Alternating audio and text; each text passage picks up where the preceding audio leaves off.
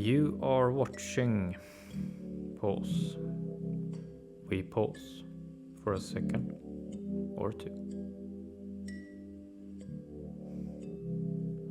How do we keep life coherent when so much is changing?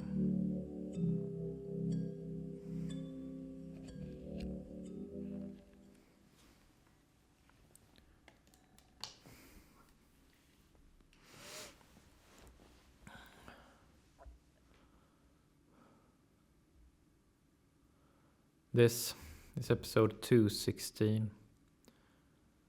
Vast database of emotion.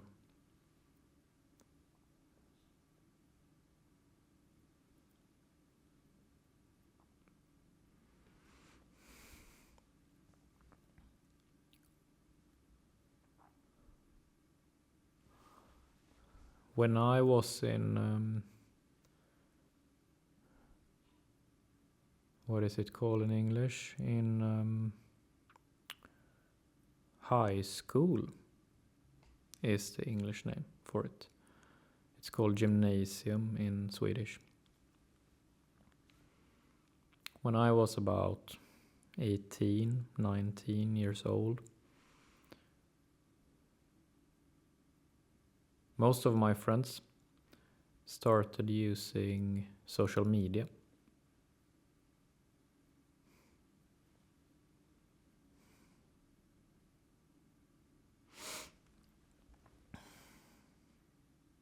And it started becoming more and more commonplace to share information, personal information, and sometimes even private information on the web, on these different platforms.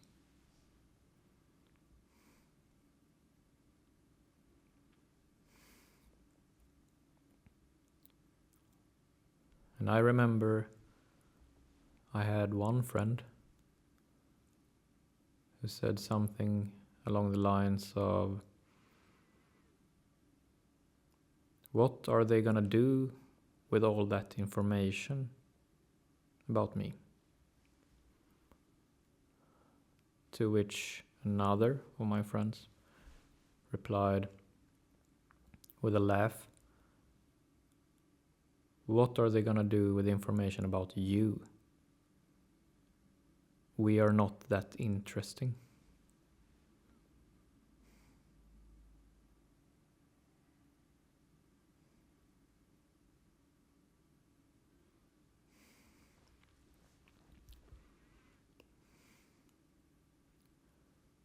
And now, present date, now some 16, 17 years have passed since then. And social media is still around. It is bigger than ever.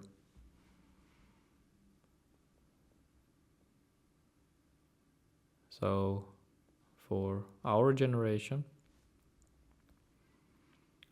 sharing personal and sometimes even private information about ourselves with these tech companies has been commonplace for over 15 years.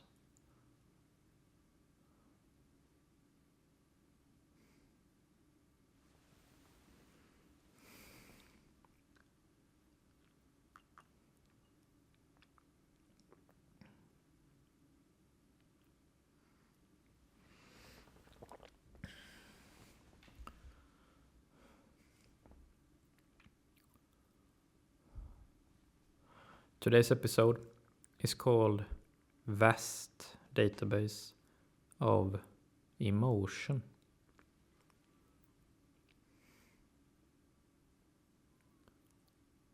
So what we're talking about today is that we have, most of us, practically everyone, we have been sharing so much information about ourselves, and even more importantly, the tech companies have collected information without our consent, information about us, information about how we feel about just about anything and everything. What is sometimes called metadata or emotional data.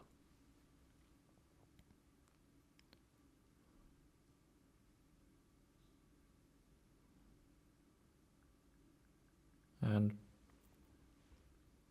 present date.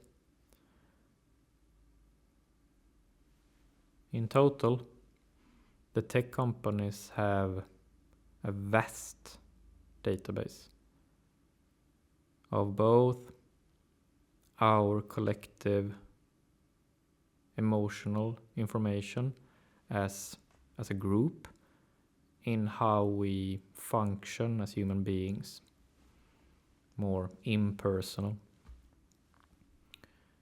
And they also have vast amounts of data on each and every one of us. Our likes, our dislikes, how we express ourselves. They have data as to how we look. They have data into all kinds of different things. And sort of the frontier of how much data they collect is steadily increasing.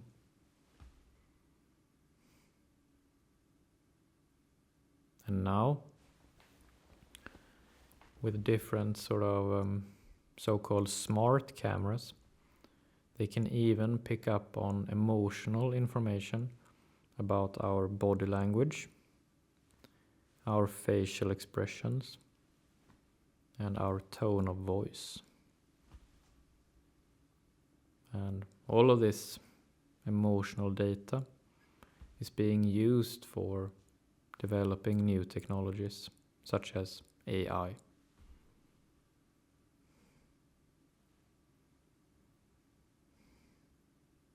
So they are making AI more human-like based on data from us. So they are sort of taking all these vast amounts of data and mirroring it back to us and showing it back to us.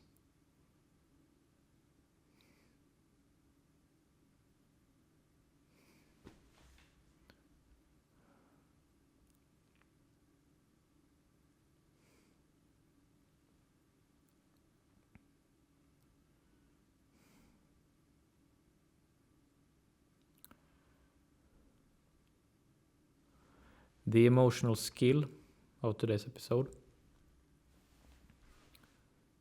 is universal skill time. In our framework of emotional skills, the PAUSE framework of emotional skills, we have 5 so-called universal skills, and time is one of them. The universal skills are applicable in any and every emotional situation.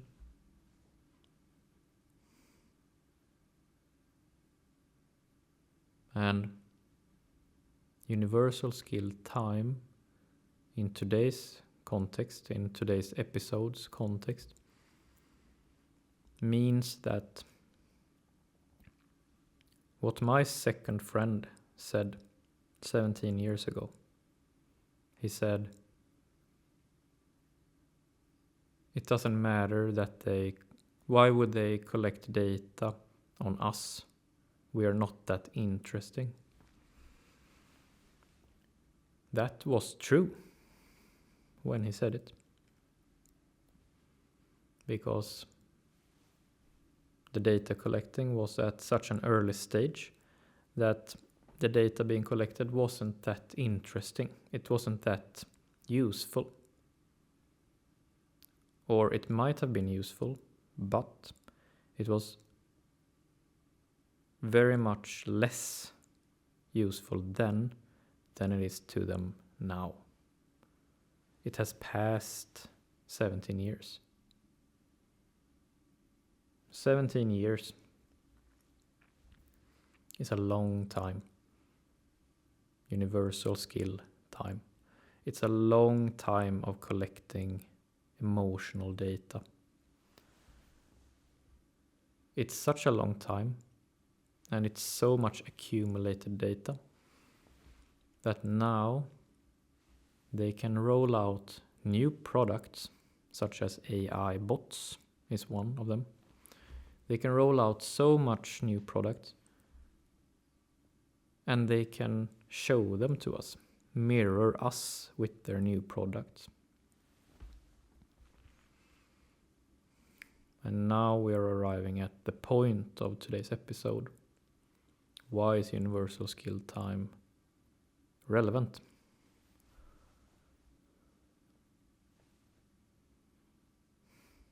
If you would tell one thing about yourself to me, and I would mirror it back to you, then you would shrug and say, yeah, that's what I said. It wouldn't feel that dramatic to you if I just mirror back one thing you just said to me back to you. You might say, I'm feeling tired today. And I mirror back to you, you're tired today. It's not that big a deal. It's just one piece of data. But now, universal skill time, we're talking about over 17 years of both telling the tech companies how we feel about different things, but also them collecting information about us without our consent for 17 years.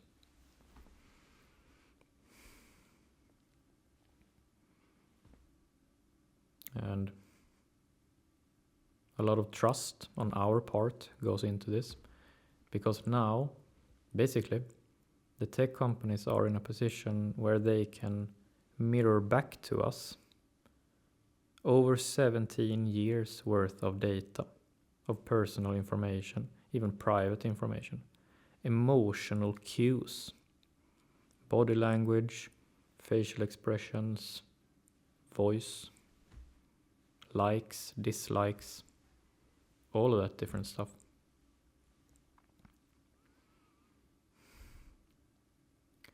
And the point of today's episode is that at those moments when the tech companies mirror back to us information about ourselves, it is next to impossible, if not impossible, to not be intimidated by it.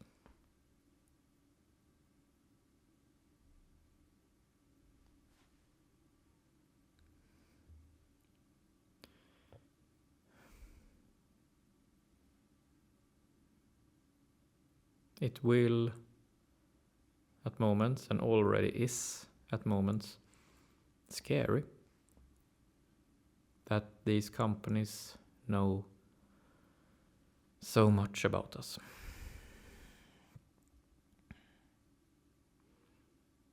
And as I prepared for doing this episode, I thought carefully about this subject can feel overwhelming or hopeless or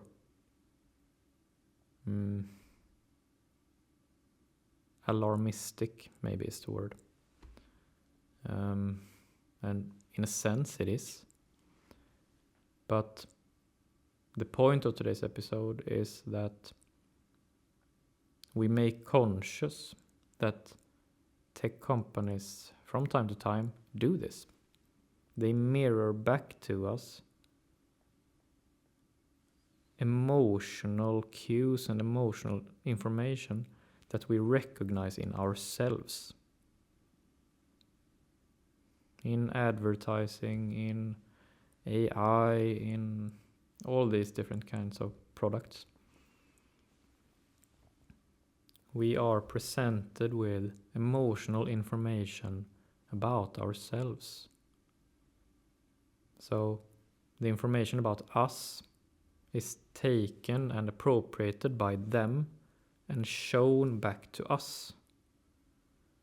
And that behavior on their part, that phenomenon, is scary. Even if they have the best of intentions, let's assume they have, even then, the behavior in itself is scary.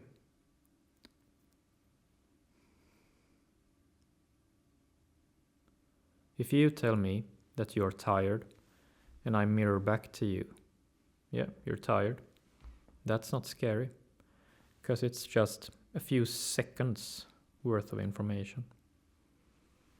But over 17 years of emotional information, both collective information and personal/private.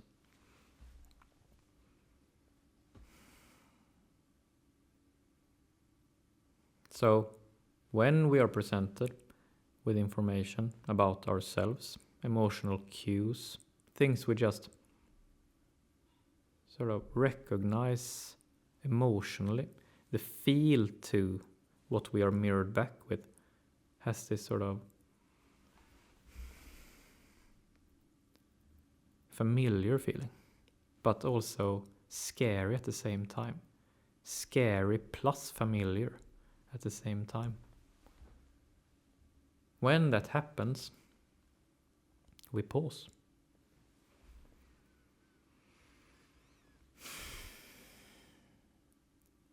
We pause for a second or two, depending on how long we need, and just, wow, now this company, whichever company, mirrors back to me something that feels emotionally like me, but still they do it in a way that I didn't choose.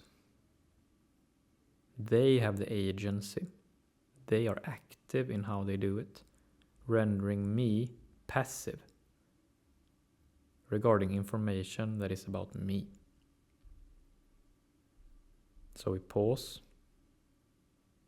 and just, okay, this is happening.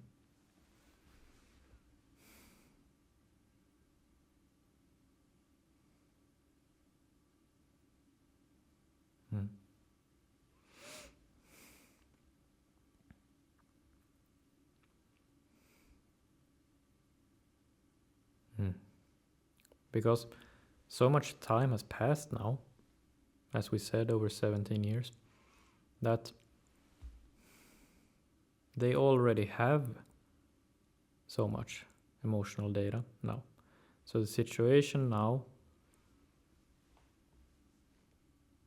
it's too late to start thinking that they don't have anything.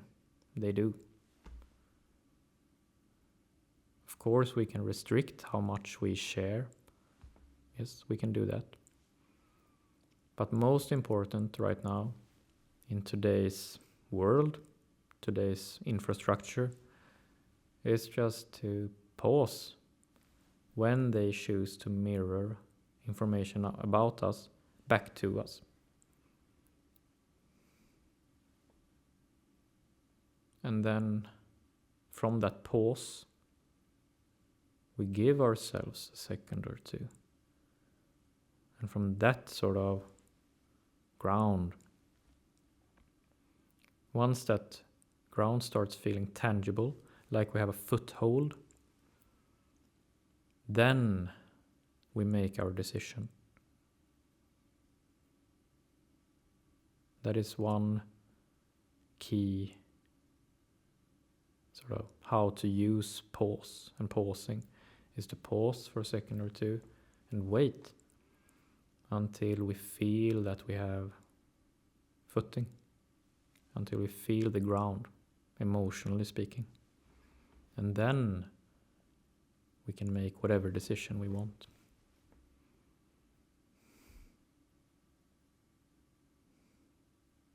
It's kind of a thick-skinned version of caution. It's not really paranoid, it's more just clever.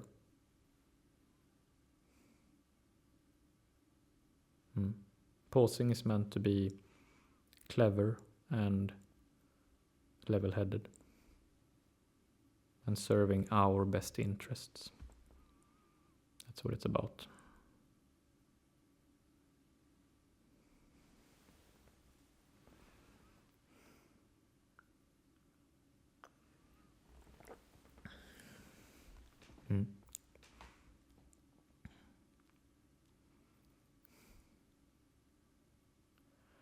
That's it for today. Thank you.